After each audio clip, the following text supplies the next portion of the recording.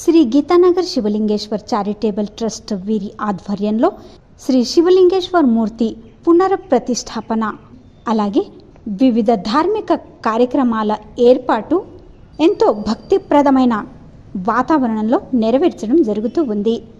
గురువారం 5/6/2025 రోజున శ్రీ శ్రీ శ్రీ శ్రీకంఠ శివాచార్య మహాస్వామీజీ వీరి చేతుల మీదుగా వీరి కరకమలములచే సర్వమూర్తి ప్రాణప్రతిష్ఠాపన వేడుక ఎంతో ఘనంగా నెరవేరింది. శుక్రవారం 6/6/2025 ఈ రోజున పొద్దున శతఘటాభిషేకం వేడుక అలాగే పంచామృత అభిషేకం అలంకార పూజ ఈ ధార్మిక కార్యక్రమాలన్నీ కలవు. ఆ తరువాత మహాప్రసాదం ఏర్పాటు కూడా ఇక్కడ చేయడం జరిగింది. భక్తిప్రదమైన ఈ కార్యక్రమానికి అందరూ హాజరయ్యి ఆ శివయ్య కృపా కటాక్షానికి నోచుకోవాలని గీతానగర్ శివలింగేశ్వర్ చారిటబుల్ ట్రస్ట్ ఈ యొక్క అధ్యక్షులు మరియు సమస్త పదాధికారి సదస్సులు విజ్ఞప్తి చేశారు.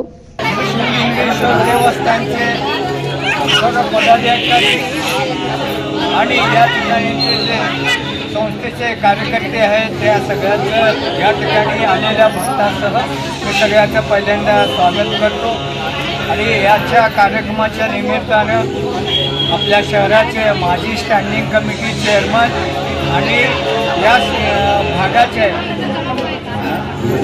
भागाचे माजी नगरसेवक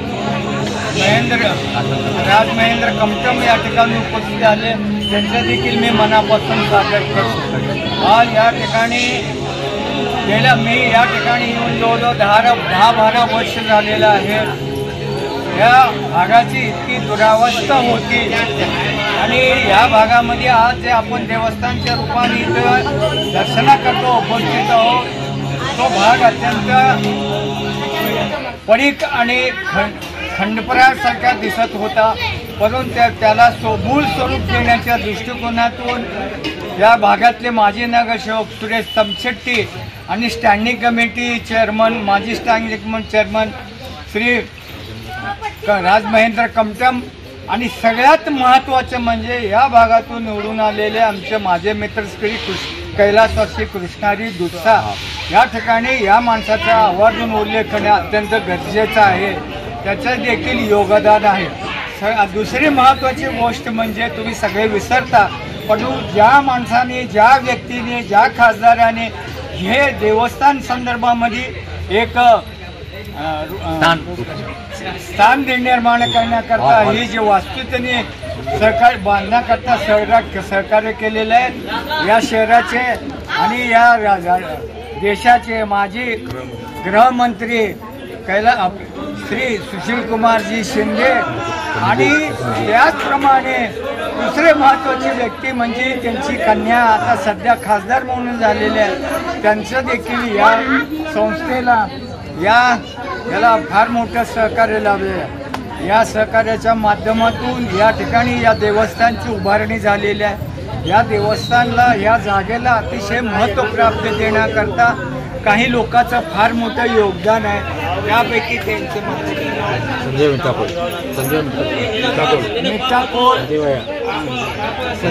संजोया मिठाकोट आणि या ठिकाणी शेजार पाजारचे लोक जे होते त्या सुधाकर आहेत. आमचे सगळ्यात ॲक्टिव्ह महत्त्वाचं म्हणजे सगळ्यांना एकत्र करण्याकरता श्री व्यंकटेश गालपल्ली आणि सर्व मित्र परिवार ह्या लोकांनी फार मोठं योगदान दिलेलं आहे. कृष्णारी वजनाल वगैरे त्या ठिकाणी मला देखील या ठिकाणी मला देखील संधी दिलेली आहे. तर ही जी मूर्ती या मूर्तीचं थोडंसं नव्यानं प्रतिष्ठापना करण्याकरता पूर्वीची मूर्ती जे थोडीशी बनलेली मूर्ती मंदिरात राहणं योग्य नाही आणि दर्शनाला योग्य नाही. आणि ज्या मूर्तीच्या माध्यमातून येणारा भक्त त्याचं कल्याण हो ह्या उदात्त हेतूने आमच्या इथले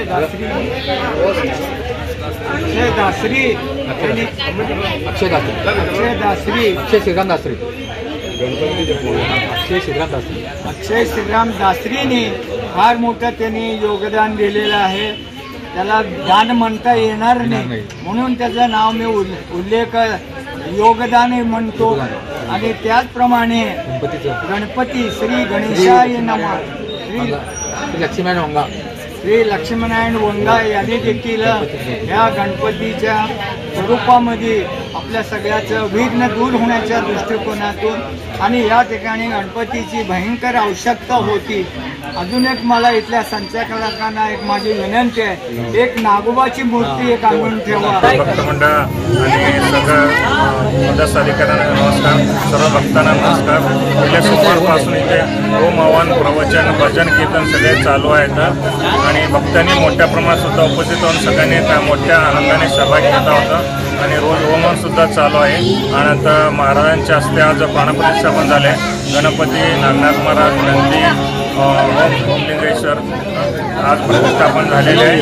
शिवलिंगेश्वर प्रतिष्ठा झाले आणि उद्या सकाळी शताभिषेक पूजा आहे. उद्या सगळ्यांनी कळश घेऊन वगैरे येणार आहे. तर उद्या सकाळी पूजा, त्यानंतर महाआरती होणार आहे आणि त्यानंतर महाप्रसाद होणार आहे. तरी सर्व भक्तांनी याचा लाभ घ्यावा आणि सर्वांनी या कार्यक्रमास उपस्थित झाल्याबद्दल आणि सर्वांनी यथाशक्ती सगळ्यांनी योगदान देऊन सहकार्य केल्याबद्दल आम्ही सर्वांचे सदस्य वतीने सर्वांचे अभिनंदन.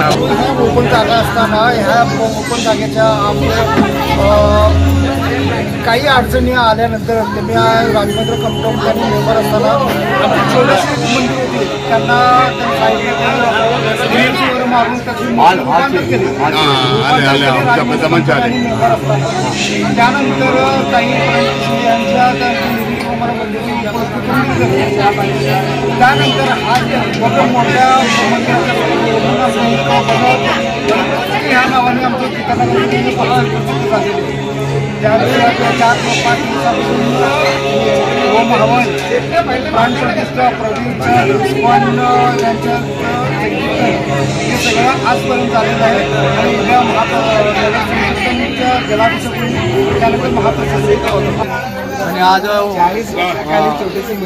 प्रतिष्ठापन झाले आज 5 रोजी माननीय श्री महाराज श्री निलकंठ शिवाचार्य महाराज यांच्या हस्ते आम्ही प्रतिष्ठापन केले. आज 5 तारीख सकाळी गुरुवारी. उद्या सकाळी शुक्रवारी सकाळी घटाभिषेक होणार आहे आणि दुपारी 12:30 वाजता महाआरती होणार आहे. महाआरतीनंतर महाप्रसादांचा सर्व लाभ घ्या. सर्व भक्तांना व सर्वांना विनंती, सर्वजण प्रसाद लाभ घ्यावा. मागील 1960 साली स्थापन झालेली नगर आहे. तेव्हा इथं छोटीशी मंदिर होती 1960 साली. त्याची आज आम्ही मोठ्या प्रमाणात पुनर्स्थापना करून आपला आज पुनर्स्थापना केलेली आहे, जीर्णोद्धार केलेली आहे.